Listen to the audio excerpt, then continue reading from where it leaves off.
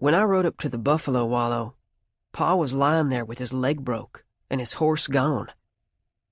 It was mid-afternoon of a mighty hot day, and Pa had been lying there 3-4 hours.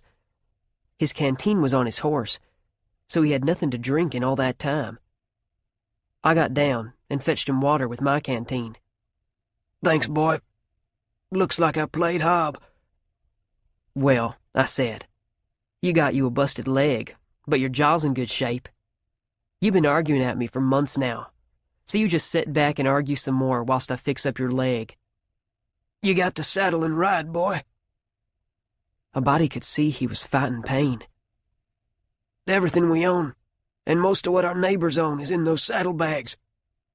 You just forget about me and hunt down that horse." If I'd been older in years, instead of being just man-size, I might have thought about the money first, but likely not. There was $20,000 in those saddlebags, and less than a third of it was ours. It was the sale money for a steer herd we'd driven up the trail from Texas, and folks back home was a-sweatin' until we got back with that money. "We'll take care of your busted leg first," I said.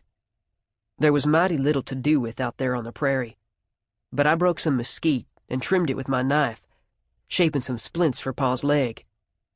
We'd never been much on getting along together, Pa and me, and we wrangled most of the time on something or other. Here I was, 17 and feeling uppity with a growing strength in me, and the need to make folks see me as a man. About all I could do, come to think about it, was ride a horse and shoot a gun. Pa objected to the company I kept, and down deep inside I more'n half agreed with him, but stubborn-like, I wasn't going to be told. Pa objected to me spending time out in the gully practicing gunslinging. He was forever telling me that no gunman he'd ever heard tell of ever had anything but a bad reputation with folks who mattered. "Time of trouble," I objected. "A man who can handle a gun is good to have around, and on your side." "Sure," Pa would say, "but when trouble is over, folks can't get shut of him fast enough." Well, I'd always told myself I could make as big tracks as any man, but now I was faced up with it and had no idea what to do. One thing I knew, I needed a water hole and some shade for Pa. Once he was bedded down, I could hightail it after that horse. The quickest way to water might be to trail Pa's horse anyway, so I hoisted him into the saddle with some help from him, and we'd taken after Pa's gelding. That fool horse ran straight away, then slowed to a walk. From time to time we could see where the horse stopped to look back, or to nibble on some mesquite or such. When the tracks began to edge off toward the southwest, I was hopeful he was headed for water. Pa sat up in the saddle, and he didn't say aye, yes, or no. This was up to me now, and we both knew it, and he held his jaw. It had me feeling guilty and responsible all at the same time, and then an hour short of sundown, we fetched up to some other tracks. They came in from the northwest, and they were shod horses, 3 in the bunch. And they'd caught Pa's horse.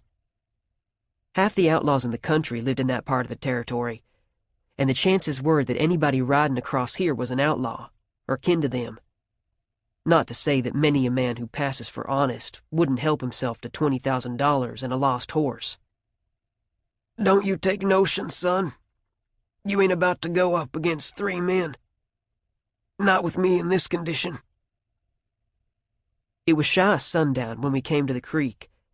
It wasn't much, 2-3 feet wide and a few inches deep, running through a sparse meadow between low-growing willows, with here and there a clump of cottonwood. When I had Pa off his horse and bedded down, I unslung my canteen and filled it at the creek. "You set quiet, Pa.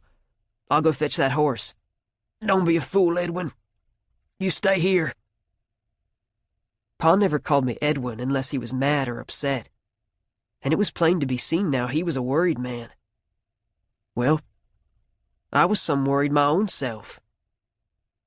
Pa had always taken on about what it meant to have a good name, and how a man was judged by the company he kept. Whenever he saw me strutting it around with Doc Sites, Kid Reese and them, he would read the riot act to me. They bragged they had rustled cows, and maybe they had. They never worked that I could see, but they always had them a few dollars, which was more than I could say.